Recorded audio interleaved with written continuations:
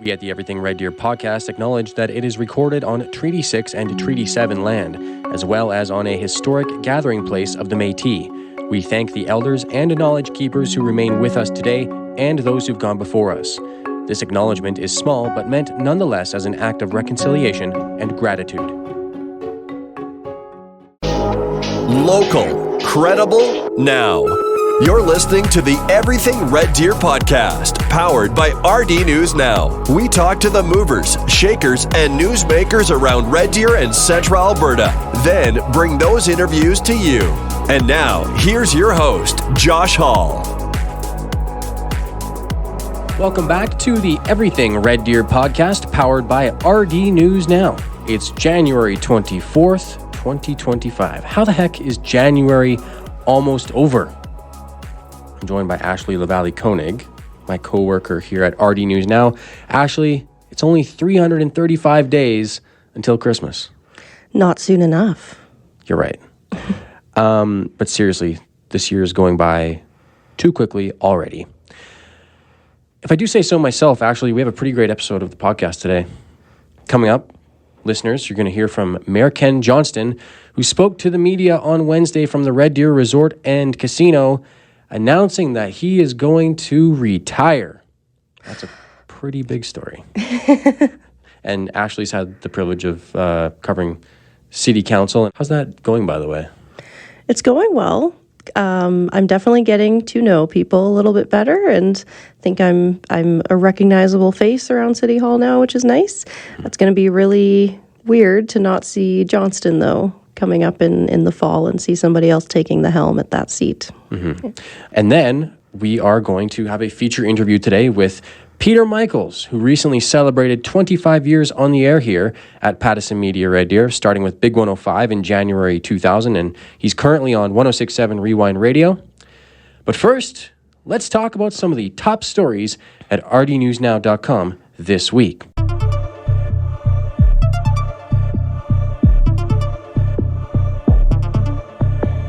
One of our top stories last week was, not surprisingly, the weather. Last Thursday, the 16th, Red Deer received 100-kilometer-per-hour winds. That's according to Environment and Climate Change Canada.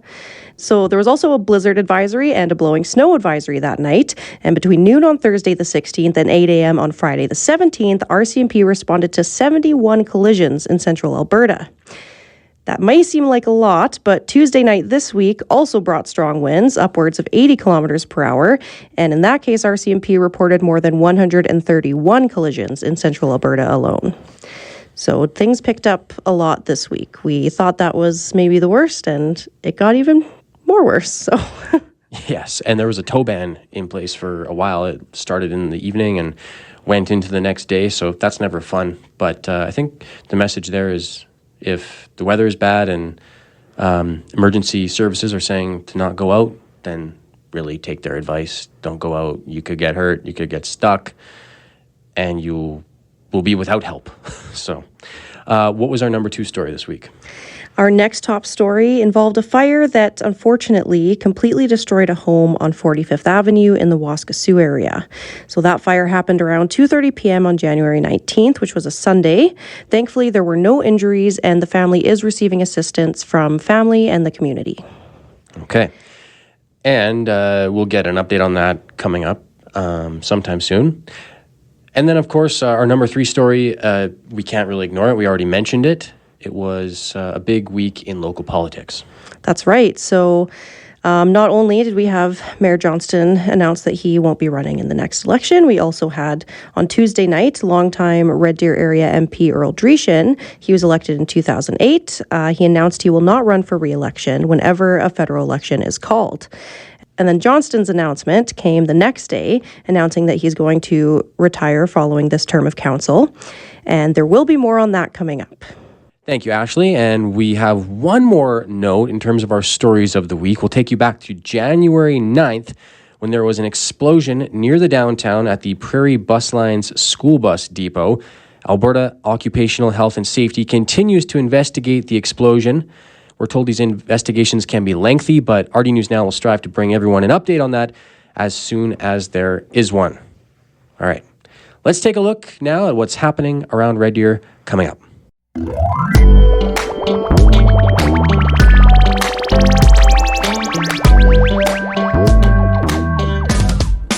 on February 1st, the spectacular Red Deer Symphony Orchestra will present Surprisingly Symphonic at the Red Deer Polytechnic Arts Centre. This show will feature 18-year-old Central Albertan Evangeline Cure, who won the 2024 Red Deer Festival of the Performing Arts. Tickets are available at rdso.ca. And then following that, from February 6th to 8th, the Notre Dame Fine Arts Department is going to present Shrek the Musical at the Memorial Centre, and the link for tickets for that show is on our website.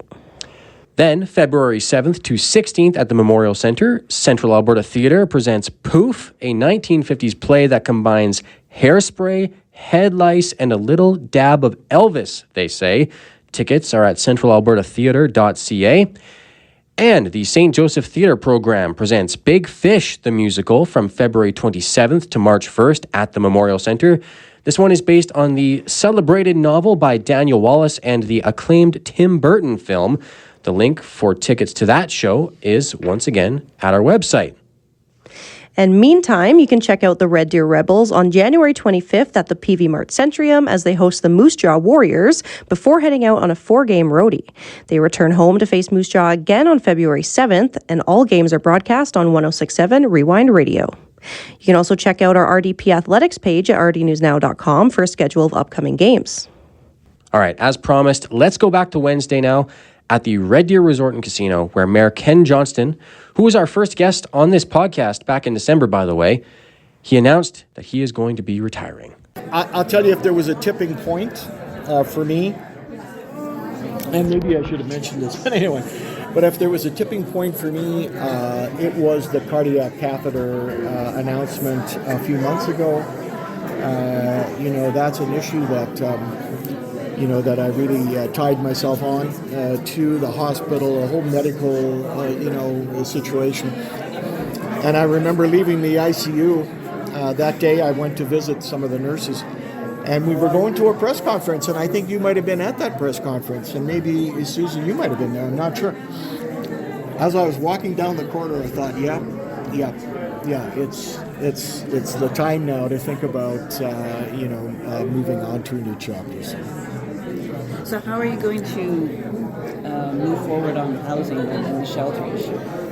Thank you.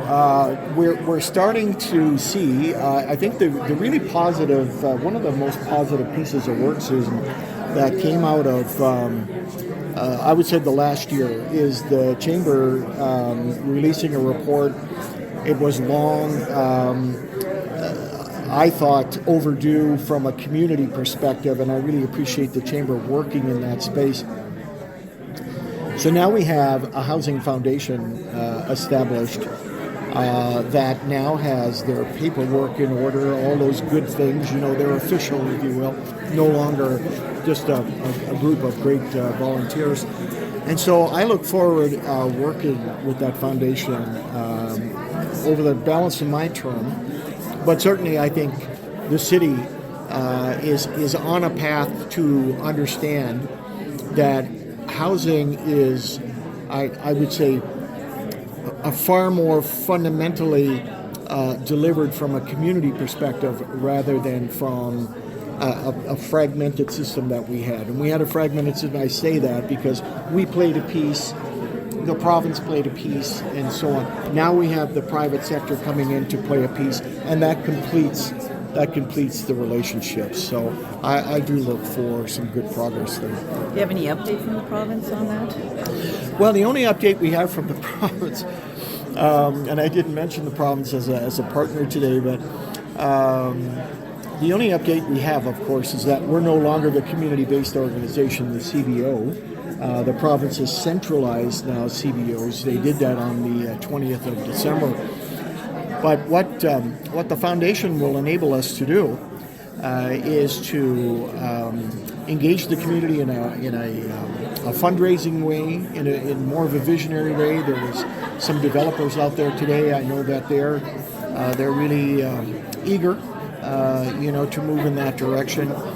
And we see other cities that have done very well in housing who have strong housing foundations. The days of the cities being in that space and I've been saying this for a while, need to come to a conclusion. I'm not sure what the final product will be, but they need to come to a conclusion. It was always a provincial matter to start with. So yeah, I think we'll see some good progress there. What are you most proud of in your time on council?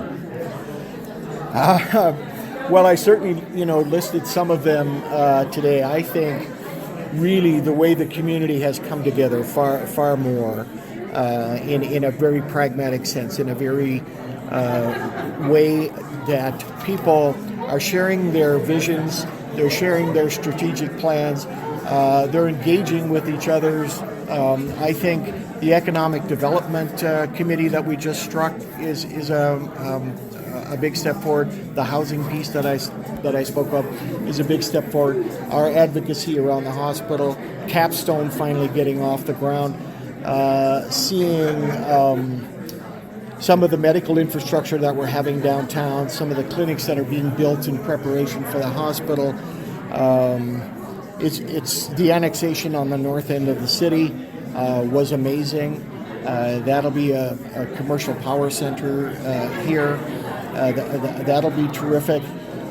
It's a great question, Josh. I mean, there's so much that I think that we did, and a lot of people, and I was having some fun at the start. A lot of people thought I was going to announce that I was running again today, which is really gratifying, and I'm happy about that. But I think, just generally speaking, we understand each other more collectively than we have before. I see groups, cultural groups today, many more festivals, many more engagements from that perspective, much more involvement on boards and so on. Just terrific reconciliation work, those kinds of things. So, you never want to blow your own horn. At least I don't, because it's a collective. But those are certainly some of the things. I express the regrets. The shelter. Hopefully, that file will make some good progress on it in the next 9 months, 9 months, and that kind of thing. That's been a piece I would really have loved to have landed. It just was out of our reach. Although we gave it, there's, we're getting that EOI responded to now, that expression of interest. That's concluded now. So we're looking forward to some more work, and we'll be going to the community shortly about it. So I still have optimism that maybe before the term's out, we can have an announcement. Nominations are open now. Yes. So as somebody who sat on council and served as mayor, yes, what would be your advice to anyone who's thinking about taking up a run at public office? Well, I alluded to some of it today when I talked about that these positions are of some gravity. These aren't these are positions that tax, no pun intended, tax you to the best of your ability, especially on the mayor's side. And again, that's why I wanted to announce in January. I think there were some leaders in the community, possibly some councillors, that might be thinking, and this enables them to go forward. But more than anything, get to understand what drives your community. That would be my best advice. If you're not connected into the community in terms of who are the players in the community and so on, take the time to do that, and make sure you understand that it is a huge time commitment, a total loss of privacy, and all those things. So. That was Mayor Ken Johnston with some good insight as to why he's choosing to announce his retirement now and what his advice is for anybody who's thinking about running in the next municipal election. And if you are one of those people, nominations are now open for the October 20th election. You can run for mayor, one of 8 seats on council, or one of 7 trustee positions for either Red Deer Public or Red Deer Catholic school districts. All you have to do is fill out some paperwork, get a few signatures, bada boom, bada bing, you're running for public office. Mayor Johnston had some good insight on that debut episode of the pod into what it takes to be an elected official. So go back and listen to that episode after you listen to this episode. Nominations can be submitted until noon on September 22nd. All the details are at elections.reddeer.ca. Now, without further ado, it's time for our feature interview of the week. Enjoy.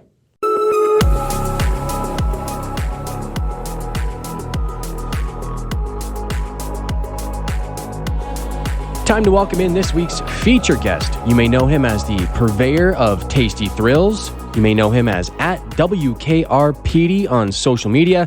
Perhaps you enjoy the 3 at 3 weekly on the show that is named after him. And maybe, just maybe, you've been listening to him for the last 25 years. First on Big 105, then 106.7 The Drive, and now 106.7 Rewind Radio. That's right, it's my colleague and my friend here at Pattison Media Red Deer, Peter Michaels, who celebrated 25 years on the air in Red Deer earlier this month. Welcome to the Everything Red Deer podcast, Peter.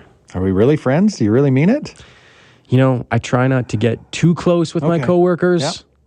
But I have long made an exception for. Okay, all right. I feel, one question just before we get rolling. Hit me. Can I swear on this podcast? Oh, you know what? That hasn't come up.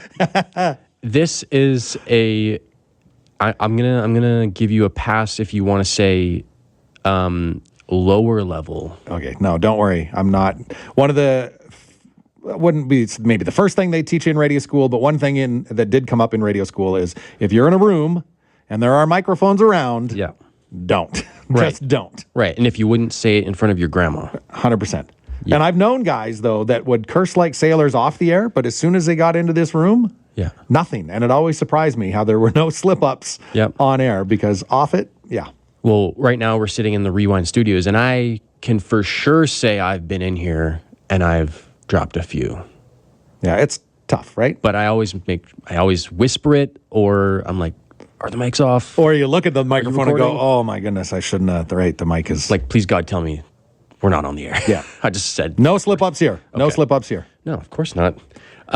So I actually have a question for you right off the bat. You've been here for 25 years. Yeah. What could you have possibly done to adequately celebrate 25 years on the air? Nothing. No. Like, what could I have done, or what did I do? Well, like, what did you do, and could it have possibly been adequate to celebrate 25 years? That's a quarter century. I'm not trying to say that you're old. No, I'm old. But that is a big milestone. Yeah, it is. I don't... one of the things that I've always appreciated here, and it goes kind of tit for tat. That's not a swear, is it? No. Okay. It kind of goes tit for tat in that, like... I've always kind of maintained you don't get too high with the highs, you don't get too low with the lows. So, we're very fortunate where if things are going poorly, we're not always reprimanded or whatever. But at the same time, some of those milestones or some of those big things don't get celebrated as much as you think they might. Mm-hmm. I don't know if that makes sense. Mm-hmm. But no, I did have one of our coworkers and friends bought me a really nice bottle of a special beer.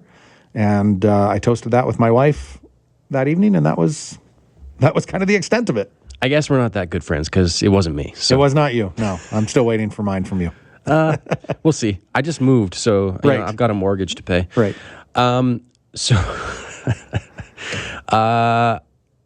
I am lucky to have been here for exactly 40% of your time on you've air. Got your own milestone. 10 years, right away. Well, let me throw it back at you. You've got a 10-year anniversary coming up. What are you going to do to celebrate?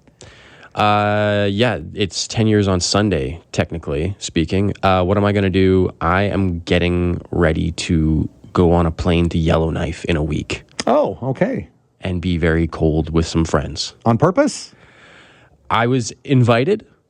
I don't know why they chose a cold destination. So this is not a work trip, or this is just, hey, why don't we go hang in Yellowknife for? It's a birthday thing for a friend's dad turning 70, and I was invited along, and we're gonna go dog sledding and see the aurora and see some bison, and it's gonna be probably minus 35 the whole time. Maybe we talked about this? Isn't this the plot to City Slickers? Wasn't that after they do the cattle ranching thing? The next, hey, we could go dog sledding and. All right, you're living like City Slickers. I like it. Okay. Yeah, and I am a city slicker, really. born in the big city. You know, Red Deer gets a bit of a bad rap. And I segue into this because I'm from the big city, from Surrey, from Vancouver. I was actually in a really tiny place before this in BC, but I came to Red Deer, and I've learned to love a lot about Red Deer. Red Deer has its problems. Every city has its problems. I mean, you can't ignore the negative stuff, but I choose to see the half glass full when it comes to what my city has to offer, and my city is Red Deer. So my question for you is, what makes Red Deer so great? I would, even challenge that a little bit. That glass is like 3/4 full. Absolutely. More full.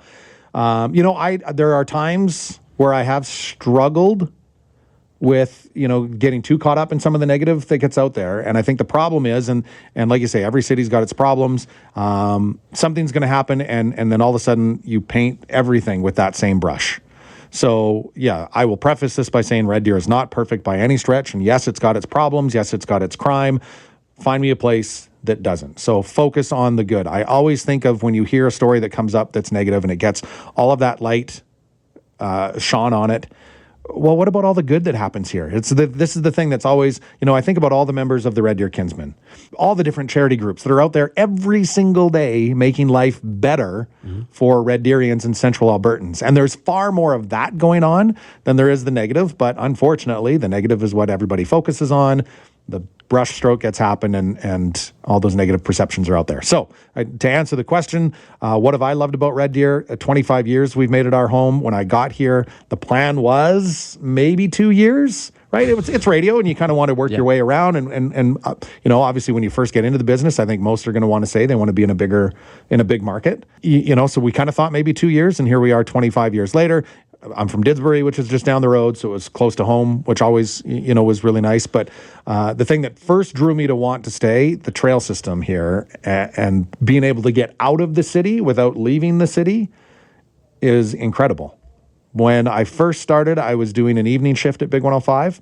I would spend the day, this is going back a lot of years when rollerblades were all the rage, which I think they're coming back now. I think it's been so long that... Are they? No? Okay, maybe not. But anyways, I would spend the day rollerblading all across the city, getting to know it. I believe you. I think not as much as you did, right, back when. Yeah. But I think I still see some rollerblades out. Anyways, I would up and down every trail. I wanted to get to know the city as best as I could. So that's one thing that we absolutely loved about it. Our kids have now grown up in Red Deer, went through the school system. Again, you're probably going to hear some negative comments about the school systems and yada, yada, yada. We've had 3 amazing kids come out of the Red Deer school system, public schools, who are going on to some great things and succeeded. We had great leadership at the radio station, which helped keep me here. It's so close to everything. You're right by the mountains. You're right next to 2 major cities. So if you want, bigger concerts or NHL hockey or whatever, one of the things when I was looking for places to live back in the day is I wanted a high caliber hockey readily available, which we have here. So there's so much. There's so much good. I hate that we shine so much on the negative. The line "be the change you want to see in the world" comes to mind. So if the entire community collectively has a negative attitude or an overall negative attitude, that's really what we're going to get. 100%. More negativity. And I mean, honestly, I think you see it with the downtown a lot. Does the downtown have some problems? Yeah. Yeah, the downtown's definitely got some problems. Does downtown Lethbridge have some problems? Yeah, it does. Does downtown San Francisco have some? Yes. Downtown Surrey, downtown Vancouver, Prince George, Winnipeg. These are not unique Toronto to Red Deer, but there's also some amazing things downtown. Absolutely. And again, I can't tell you how many times I've been to downtown Red Deer and not had an issue at all whatsoever. But the problem is you hear one thing, somebody has one thing, and then it's just that happens all the time. I also know that you, like myself, really love the wildlife in Red Deer. And probably the most fascinating thing that I've seen here in Red Deer is the pelicans. Oh, the pelicans are amazing. And you had a video a couple summers ago. You were floating down the river and the pelicans. It was incredible. Yeah, I forget. There was probably a dozen of them. Yeah, a lot of people don't. I've told my mother who lives in BC, like, we have pelicans here, and she's like, no, you don't. Yeah. Yeah, we have pelicans here. A lot of people that live here don't know Yeah. that either, because if you don't go into the river, they pretty much stick to the river Yeah. valley. I think is pretty much where I've always seen them. Yep. So that's impressive. I live close to Maskapatoon Park, so I'm down there all the time.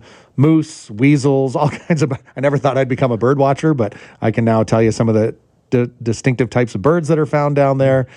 We talked the other night about the owl as I was walking Yes. the trail along the top of the riverbank, Yep. and the owls that were out. So So you're turning into a regular ornithologist? ornithologist. Wow, that's nice I know. work. That's- That's like a 5-syllable. Outside my pretty good. usual limit. But last Friday, we published a story on rdnewsnow.com about the 25th anniversary of Big 105, which launched on January 17th, 2000. That was just a week after you started Yeah. here. Yeah. What, to the best of your ability, do you remember about that day that Big 105 launched? Yeah, it was an interesting scenario for me to come in, because it was all very hush-hush. Like, it wasn't public knowledge of what the station was going to be. The name hadn't been revealed. It was all going to be a big surprise on January 17th. So I start January 10th, and my new boss, Jim Hall, says, well, you're going to be working a different radio station next week, but I can't tell you anything about it. And I'm like, okay. So I had to learn Radio 7's format first, so I could do that for a week, and then throw all that away for the new format of Big 105 when it came into be. And they were different stations. I'd seen somebody comment somewhere about a rebrand or whatever. It was different. Like, they went from AM to FM, which was huge, and the sound quality is different. And so it was something really that kind of started from scratch, even though it was an existing property before. That opening day was very exciting. Again, I'm the new guy, right? So I can't say exactly what it meant or felt like for those people that have been here for years. It's a lot of work that goes into Launching a new... to launching a new format, station and a new format. So to see all of that hard work culminate on that day, I can just remember how excited everybody was. And obviously I got caught up in the excitement of it being new as well, and a new challenge and a new city for us. Even though I grew up so close to Red Deer, it was pretty familiar. But I think I'd mentioned, I remember, champagne popping in the lobby. If memory serves, I think we had some existing clients that came in and were there for the celebration. A little bit of an open house, I think, on that day, of people coming and going. I wish I could tell you what the first thing was that I said on the air, or even the first song that night, but I don't have an exact recollection of that. I just remember excitement, for sure. So you're a Big 105 OG, as the kids say. Well, I don't know if they're saying that anymore. But a few years later, you ended up on 106.7 The Drive, which launched in November 2005. A few years ago, we changed formats to 106.7 Rewind Radio. Yep. When I was a kid, I used to listen to a station in Vancouver, and I'll reluctantly not name it because it's still around and it's not Pattison owned. I'll just say it was so easy to listen to. Okay. And from A to Z, I loved everything about it. This was like 30 years ago, so I don't think I'm going to get in trouble. But the announcers on that station were kind of my idols. Like, they were just so cool. Now I get to work in radio, and I get to talk to folks like yourself, Jody, Matt, Ted, Jamie Worthington, Brienne, and whoever I'm forgetting is probably going to kill me. I don't think I'm forgetting anybody. No, you got it. Whether it's on this podcast we're talking, or in the halls, on the air or off the air, it's just it's cool that now I get to speak to the radio people like just every day. What's been the most special part to you about being one of those prominent, cool, consistent voices for this community over the last 25 years? Well, if you hadn't used the word cool, You're pretty cool. I mean, look at the beard. I don't, like, if I'm being completely honest, I don't ever think of myself as that, right? And I think that goes back to when I got into this, and I had those people the exact same as you do, right? Obviously I had those, radio voices that were in my head when I was, probably 11, 12 years old, recording songs off the top 6 at 6 on AM 106 out of Calgary, which was the radio station I listened to. I'll name it because it's long gone. That's what hooked me, right? Were those voices. And then the personalities that I tended to enjoy were just the guys that I'd like to just go have a beer with that guy, right? It wasn't necessarily the super funny ones or the really outrageous ones, just somebody that was kind of relatable and a friendly voice. And that's always kind of what I wanted to be in this business. So I don't see myself as that cool personality type that whatever. I'm just a guy who happens to talk on the radio for a living.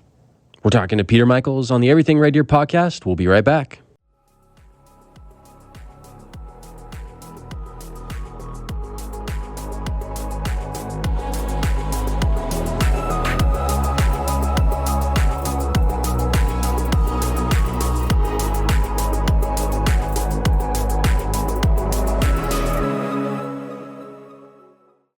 And we're back on the Everything Red Deer podcast. Today, again, we're talking to Peter Michaels, host of the 2 to 6 slot on 106.7 Rewind Radio. But he's not just the host of that slot on 106.7 Rewind Radio. Tell everybody the million different places they can hear you. Just the way that radio works these days is you have fewer people doing the same amount of jobs. So I also host the afternoon show for radio stations for Pattison Media in Kelowna, Prince Albert, Melfort, and North Battleford. And then I also back up our midday host, Jason Fooey, who a lot of Red Deer listeners will be very, very familiar with. And I happen to be doing that right now as he's not feeling great. So from time to time, I also pop in on our rock stations in Kamloops, Kelowna, and Nanaimo. Do you get on a private jet to fly to each? We can't pull back the curtain, Josh. We cannot pull back the curtain and show how it's done. It's magic, though. It is magic. And, the one thing I'll say is, this is the way the radio business is now, not exclusive to our company. All companies are doing that. We still want the local touch in each of those markets. So I very much like to place myself in Kelowna if I'm talking to the Kelowna audience. We've got opportunities to go in all the time and talk about Kelowna specific or that market specific events and things that are going on there to try to keep that feel of locality. Do your very, very best to represent the cities that we're in. So, it's a lot of fun doing that. And I'm a very prideful guy, so I take a lot of pride in being from Red Deer and how much I love Red Deer. And there's a little piece of me that belongs to each of those towns now, I feel as well. Yeah, you don't half-ass any of those communities, do you? I like to think I don't. Hopefully that comes across as well. I think I'll get away with that. You'll get away with that. One of the really great perks about working in radio and in broadcasting and in journalism is some of the people we get to meet.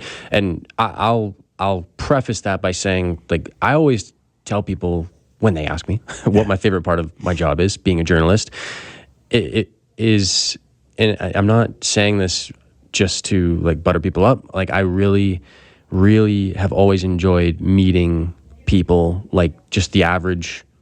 I don't want to say average Joe or average Jane. Nobody's average, but just your regular Red Deerian, whether they're famous or not famous. It's just, and you might be a little surprised at that because that I'm a little bit of an introvert.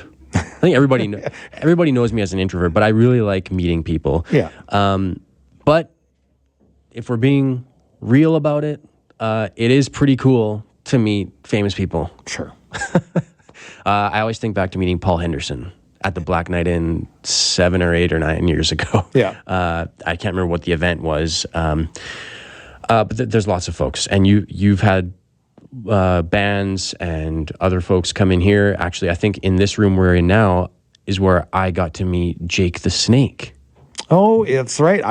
Unfortunately, I was away when that happened, but he came through on he did this spoken word tour. Yep.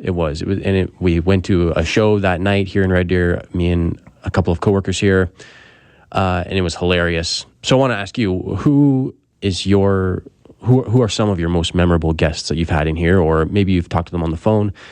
Which ones stand out? Yeah, there's been lots of phone interviews for sure. I will preface as well by saying, some of my favorites are, and I just think of recent memory, every fall we do a radiothon with the Outreach Center. Mm-hmm. So get the chance to interview, as you do as well, some of the people that are involved there and do some of that work I talked about earlier that make Red Deer a greater place. So, yes, obviously those conversations are the ones that I really appreciate and enjoy, but it's fun getting to talk and meet with the celebs. I've been very lucky with that. I try to keep in touch with 13-year-old me, who would probably be beside himself to be in the same room as Metallica.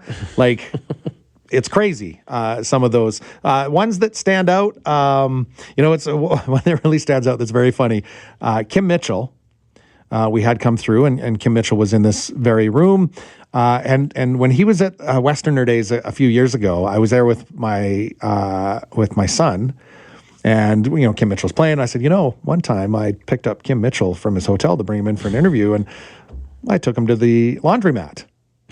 And my son, really? Not like 2 songs later, Kim Mitchell's talking about Red Deer and how wonderful the laundromats are. And I'm like, see, I took him to that. But anyways, yes, that was a really fun moment. I pick up Kim Mitchell from his hotel to bring him to the station. He's like, hey, do you think we can make a pit stop? Yeah, you're sure, Kim Mitchell, we can make a pit stop. Again, keeping in touch with the younger me, I grew up a very big fan of Motley Crue. I have very different feelings about them now, but I got to interview Mick Mars from Motley Crue when they played in Edmonton. That one was over the phone. I've gotten to talk to Slash from Guns N' Roses, who was another childhood idol growing up. There's just been so many. The ones that we've gotten in studio, to hear some of the amazing Canadian talent and to get them. I've been so lucky to sit from where you and I are right now to some amazing voices and incredible musicians over the years. Thinking of like Brett from the Gloria Sons doing an a cappella in here, just an acoustic. The sound of the voice filling this room on so many occasions has been so impressive. Tyler Connolly came in here one day. Tyler Connolly was Theory of a Dead awesome. Man. We actually never followed through on it, but we got along really well, and we're talking about going golfing at some point. There's surprises that have come in here. I'd heard some kind of negative things maybe about the Tea Party and ego and yada, yada, yada. Jeff Burrows and Jeff Martin came in from the Tea Party, and they were amazing. And they stayed here forever. They walked around the hall and were talking with people on the way out. So that's been kind of nice to, everybody has an off day. And again, sometimes that artist is going to have an off day, and somebody, you don't want to talk to that guy there. It's just an off day. Mm-hmm. We could probably go on for hours about everybody that's come through and been. Well, I do want to ask you about one in particular. Yeah. I don't know the whole story, although you've probably told me a few more details in the past. Tell us a little bit about your encounter with Gord Downie. Well, I don't like looking back on that one sometimes because I was so nervous. And the one thing that I try, they're just people. And for the most part, I think that's how I've been able to do some pretty good interviews is that they're just people, treat them as people. But Gord's different, right? Yeah. Gord's not just... You're such a huge, huge Tragically Hip fan for anybody who doesn't know. I fretted over that encounter for weeks leading up to it. What am I possibly going to say to Gord Downie other than, I like you a lot? Yeah. Right? That's exactly what I would do if Bryan Adams came in here. I'd be dreaming of meeting him one day, and I would flub it for sure. How do you avoid it? So, so we're in the bowels of the Centrium, and the meet and greets on. And there's a lot of people in the room, and all the rest of the members of the Tragically Hip are there as well. So you're just kind of looking and going, oh my God, like Rob Baker's, right? Like Gord's Gord, but also have a lot of feelings for the rest of the band. And one by one, going through and just, hey, how are you? Great shows. But then the moment finally came, we had chatted with all the rest of the members, and we hadn't met Gord yet. And I was actually almost ready to just probably leave the room and throw up and just avoid it altogether. Like I was close enough to him. That's good enough for me. Yeah. But anyways, somebody I was with was like, no, you waited for this. So there was a bit of a lineup, and as I'm, a few people behind, like, what are you going to say? What are you going to, like, So I decided at the end of the day, we're both hockey fans, and I know he's a huge Bruins fan. And at that time, I think Brad Stewart, I want to say, was playing for the Bruins, and there was talk of him being traded to the Oilers, which was my team, and he was from Rocky Mountain House. And I thought, I'm just going to talk to Gord about hockey. And the guy that was directly in front of me talking to Gord does this. So in Nautical Disaster, the line about it's referencing divorce, and like you can see Gord's face kind of light up, and he's like, that's you get it. And I'm like, oh great, well, I'm not going to follow that up. So hi Gord, I'm Peter. Hey, what do you think Brad Stewart getting traded to the Oilers? Would you be upset if he wasn't on the Bruins? So and Gord was good, and we kind of chit chatted a little bit about the hockey, and I'd mentioned that Brad was from Rocky Mountain House, not far away, and that was our conversation. And you had a Snap, great picture and away you go. And the picture was great. It's myself and Jamie Rankin, my counterpart at Big 105 now. And I think Gord's in the middle, and he's got his arms around us, and he looks like a proud papa with us two boys on either side of him. So I cherish that photo a lot. What's your favorite Hip song and why? Oh my goodness. It changes from day to day. Yeah. The first thing that jumps into my mind right now is Scared. From Day for Night. It's easier for me to say albums. My favorite Tragically Hip album is Phantom Power, which oddly enough that song's not on. Like Emperor Penguin, would probably jump out. Again, there's the opening line of that song. I like the tone of your trumpet. Come on, let's spill some paint. Let's raise a glass of milk to the end of another day. To the kiss that's still intangible. The kids are all right, just unmanageable. They won't do a damn thing you say. So again, having kids and the relationship part of that, I really relate to. So yeah, scared is up there. I'm going to put Emperor Penguin first. I'm a little scared now. I've actually been scared because you know that we work in radio, but some of us, we have our strengths, and my strength is in news. I know some stuff about music, but I'm not, like earlier this week when we were at the corporate bowling league at the Gutter, and you were wearing an LA Guns shirt, and I had to ask you, who's Well, don't LA feel bad Guns? about that. There's a lot of people that would ask who LA Guns is. I mean, I was going to say I was scared that at some point in there you were going to throw me some music trivia, and I wouldn't know it. Yeah. So thank you for not doing that. Although I do know a little bit. It takes me back to when I was in broadcasting school, and you go through the different stations from week to week, and I was hosting, and REO Speedwagon came on, and I did the back sell of the song, and I said, "That's REO Speedwagon." Yeah. Yeah. If you don't know, you don't like. And everybody's got different. So I just happen to be I love music. I love music of all kinds. Yeah. So I dabble in almost a little bit of everything. Yeah. And music's always been a very big passion, and that's the reason why I got into the business, was a tie to music. So you go to lots of concerts. You go all around. You don't just stick to Red Deer or Edmonton or Calgary. You go to Montana quite often for concerts. And I know that you're a big fan of the White Buffalo. Mm-hmm. So whether it's the White Buffalo or somebody else, what music is getting Peter Michaels vibing? Well, the White Buffalo is still a go-to for sure, and has been for the better part of probably about 10 years. Once I latch onto something, I tend to go pretty hardcore. I'm going to see Jack White in Toronto in a couple of weeks, so Jack White's new album was definitely very high on my list. I mean, if I'm being completely honest, more of the kind of like, I guess it's Americana is the genre terminology for it, which I think is kind of where the White Buffalo fits. Honestly, if I go looking at it, I like music that kind of defies genres, or at least artists that are very diverse and have different sounds. I'm wearing a Pearl Jam shirt right now. And a Jason Isbell hat. A Jason Isbell hat. You listen to Pearl Jam's catalog, it's all over the place, right? There's softer acoustic tunes, there's hard rockers, social commentary in the lyrics, there's some more almost country leaning, whatever. The White Buffalo's the same. There's some rockers, there's some country, there's some ballads, and Jason Isbell is one that I listen to a ton right now, with just great songwriting and great storytelling. And there's a couple of trips planned to go and follow him around a little bit later on this year. Did you ever get any restraining orders? People say that all the time, but I mean, I'm hoping these artists are appreciative of somebody who latches onto the music so much. But it is to the point everybody does joke around with that, especially with the White Buffalo. We did one tour where we saw him in Lethbridge, Calgary, Red Deer, Edmonton, Saskatoon, and Winnipeg. On consecutive nights? Not consecutive nights, but probably 6 shows in 8 nights, I would guess. There were a couple of off nights in there. So, yeah, I mean, they get to see the same faces in the crowd. It's borderline. But at the end of the day, you chat with them after the show and whatever. So they know, but it's never resorted to restraining orders yet.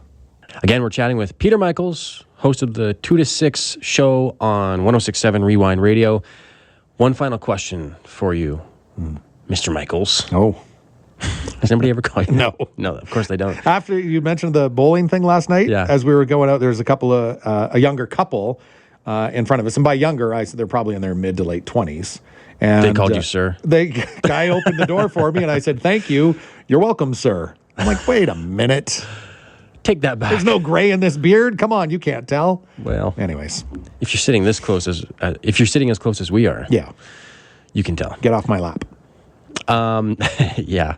Earlier I was talking about how much I love meeting different people, and it's we in the RD News Now newsroom, we appreciate all the people who send us in tips and who read our stories and download our mobile app if you haven't done so already, and subscribe to our newsletter. Slick. The same can be said, I'm sure, for radio hosts, announcers, not DJs. It's old. I know. But what can be said from a guy who's been on the air here in Red Deer for 25 years about just how important the listeners are to our success. Well, I mean, obviously it's everything. That's what this business is all about, is connecting. And I'm very happy to say that I've got, some very, very close friends that honestly, if it weren't for the radio station, we might not have crossed paths. And one of the things I'm most proud of when we look back at 106.7 The Drive, which, we built a really good community with that radio station. People that cared about each other, went to concerts together, went to hockey games together, you'd run different events and you'd run into it, and it was all, kind of through the radio station. So very proud of the community that we built for that. Ultimately, unfortunately, the community wasn't large enough to make it business-wise profitable and to sustain it. But I'm really proud of that. And again, so many people, I can go to a Red Deer Rebels game and I'll go with my kid and he's like, Dad, do you know everybody? I'm like, well, you've been around town long enough. Yeah. We walk around the concourse during intermission and it's, hey, how are you doing? Hey, how are you? And lots of conversations. And my son, who now works at Bose Barn Stage, at one point had said, this is Peter Michael's world and we're all just living in it. Because again, but that's what it's all about. It's all about making connections. And there are so many amazing people. I could go through a huge list of people that, would call in all the time or text in all the time, and you meet and you end up going to concerts together and you just build a friendship. And again, at the base of what we do, it's all about building connections and community.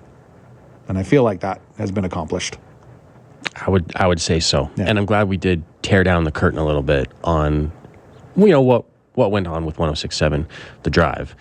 So, I think a lot of people did enjoy that station, but like again, said, it's just reality. So. I love the fact that it still gets brought up quite a bit about how much people loved and enjoyed it. And again, one of the things that I will take away from this career once it's done is I'll be very proud of the community that we built there.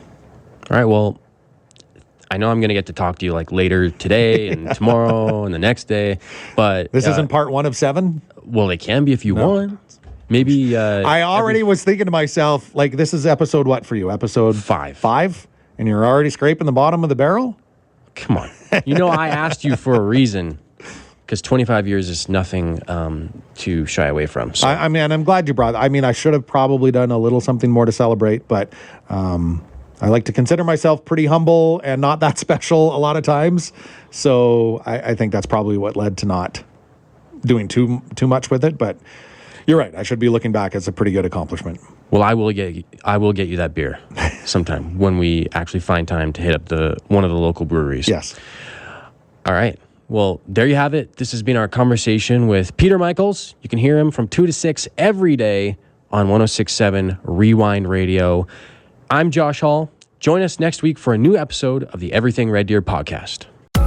This has been the Everything Red Deer podcast, powered by rdnewsNOW. This podcast is produced and edited by the team at rdnewsNOW and Pattison Media Red Deer.